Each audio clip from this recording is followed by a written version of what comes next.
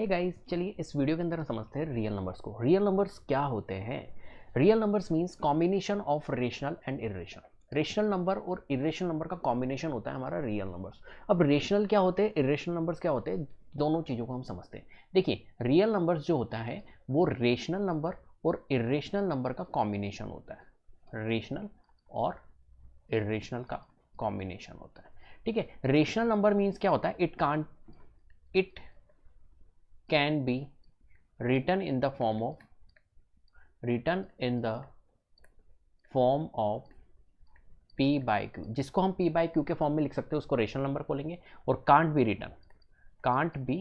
written in the form of p by q।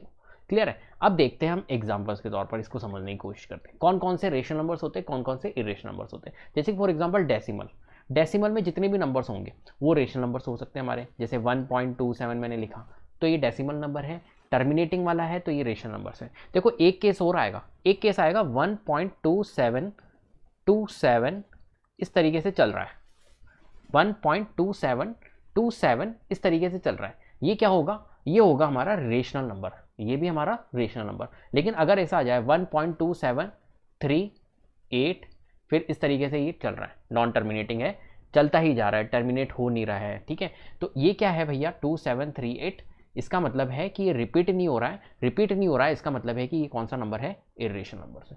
Clear है? Rational numbers कौन से होंगे, जो रिपीट हो रहे हैं। जैसे कि फॉर एग्जांपल मैंने लिखा था अभी आपके सामने 1.2727 एंड डॉट डॉट डॉट, मतलब ये चल रहा है तो ये रिपीट हो रहा है, मतलब 1.2727 डॉट डॉट डॉट, इसको हम लिख सकते हैं 27 रिपीट हो रहा है तो 27 पे बार।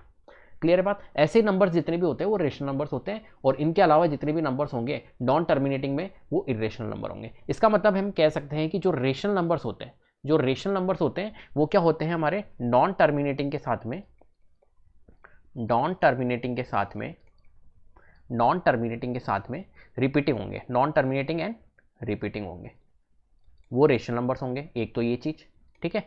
और जो रेशनल नंबर्स होंगे वो टर्मिनेटिंग होंगे, जो रेशनल नंबर्स होंगे वो टर्मिनेटिंग होंगे। टर्मिनेटिंग मतलब देखो यहाँ पर 1.27 लिखा था तो ये टर्मिनेटिंग था, आगे ये रिपीट नहीं हो रहा है तो ये रेशनल नंबर्स है।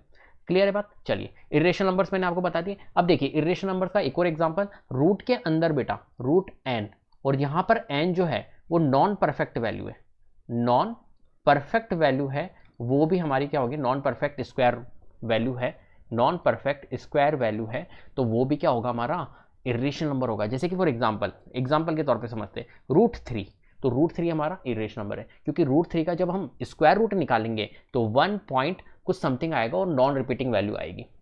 बात आई समझ में? रूट 3 का जब हम स्क्वायर निकालेंगे तो 1 पॉइंट कुछ समथिंग आएगा, 1.73 ऐसे कुछ समथिंग चलता रहेगा, और इसकी वैल्यू नॉन टर्मिनेटिंग रहेगी, इसलिए ये क्या है हमारा इरेशनल नंबर्स, ये इरेशनल नंबर्स होगा। ठीक है, तो रूट में नॉन परफेक्ट वैल्यू, अगर रूट 4 आ जाए तो रूट 4 हमारा क्या होगा, रूट 4 हमारा होगा रेशनल नंबर। ठीक है, अब एक क्वेश्चन आता है भाई पाई जो है वो रेशनल है या इरेशनल है, तो पाई जो होगा वो इरेशनल होगा। वैल्यू ऑफ पाई 22/7 होती है, हम लेते हैं, पाई जो होगा वो इरेशनल होगा। लेकिन वहीं अगर आपसे पूछ ले वैल्यू ऑफ पाई या आपसे पूछ ले 22/7 क्या है, तो आप बोलोगे उसको रेशनल नंबर। बात आ गई समझ में? ठीक है, तो इस तरीके से हम रेशनल और इरेशनल को एक तरह से क्लासिफाइड कर सकते हैं, चीज़ों को समझ सकते हैं, बहुत ही आसान होते हैं। बस इसके ऊपर बेस्ड क्वेश्चंस बहुत सारे आते हैं कि कौन सा आइडेंटिफाई करना है, रेशनल है कौन सा इरेशनल है, तो आप इजीली यहाँ से आइडेंटिफाई कर सकते हो। क्लियर है बात?